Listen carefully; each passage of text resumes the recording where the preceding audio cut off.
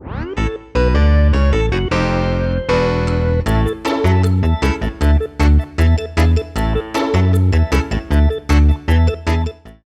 everyone, Dr. Luke here. Well, it's been a lot of work, it's been a long journey, but we're finally here. This is my last ever report for you, which makes me feel a little bit sad because I've really enjoyed bringing all these stories of Jesus to you. But today I've got something really exciting. Now today I was meant to catch up with a friend, Cleopas, but there's a bit of a lurgy going round and he thinks I've been hanging around too many sick people as a doctor, which is probably true, so he's in self-isolation. Anyway, I managed to catch up with him a few days earlier and he told me the story about everything that happened. Now after Jesus died and was placed in a tomb, his followers were pretty depressed. Well, more than pretty, they were really sad. It was the end of the road for them, they thought. And Cleopas and another guy, he didn't tell me his name, they were walking along the road from Jerusalem to Emmaus and they were looking at the ground, just talking about how depressing it all was, when another guy joins them on their journey and he asks them what they're talking about. And Cleopas says to the new guy, well, you must be the only person in Jerusalem who hasn't heard about the event that's been going on. And the new guy goes, what events? And they say, well, Jesus. We thought he was the Messiah because he was an amazing prophet from God. We thought he was going to save us because he did miracles and he taught amazing things. But our chief priests and our rulers, they handed him over to be crucified and he was placed in a tomb. And even what's weirder, they said, is that there's been reports from some women that they went to the tomb and his body wasn't there. And they saw some angels who told them they had risen from the dead. And, well, we're just finding the whole situation really strange. And the new guy goes to them, boy, you guys are foolish and slow to believe. And I asked Cleopas, was he offended by this? And he said, no, well, we were just a bit too depressed to care, really.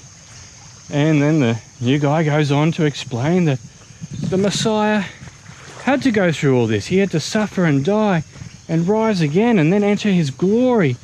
And that this was to fulfill the scriptures. All of Moses and the prophets were pointing forward to these events. Well, a few little light bulbs were coming on in their minds, but they still didn't really get it.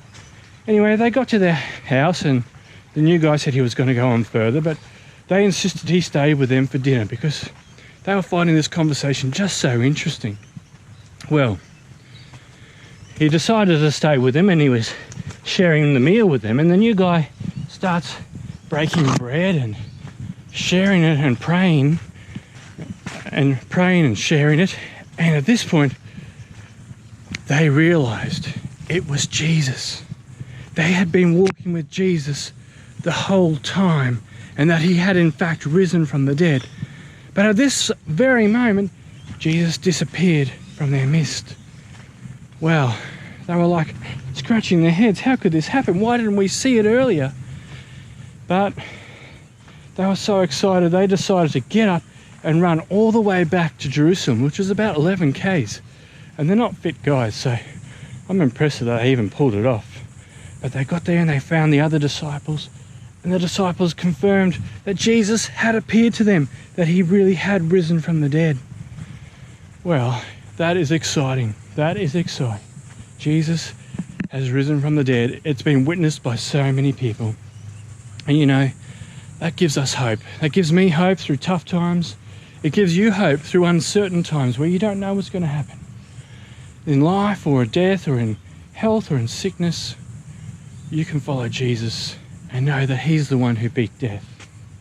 You know, I'm ready to finish off my book and hand it over to Theophilus. I think he's going to be excited to receive it so that he can find out everything that Jesus did for him. And I hope you check out my book too, because I wrote it for people like you so that you can know and understand and have life through Jesus, so that you can know that he is a real person who came to a real place in a real time for a real purpose. That's to rescue you and give you life. Well, this has been Dr. Luke. I'll see you later.